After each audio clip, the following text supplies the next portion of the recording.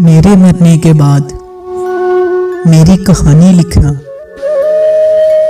कैसे बर्बाद हुई मेरी जवानी लिखना, और लिखना कि मेरे होंठ खुशी को तरसे, कैसे बिखरा मेरी आंखों से पानी, कैसे बरसा मेरी आंखों से पानी।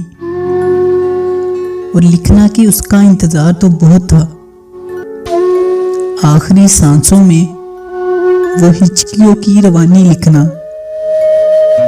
लिखना कि वो मरते वक्त भी देता था दुआ तुझको,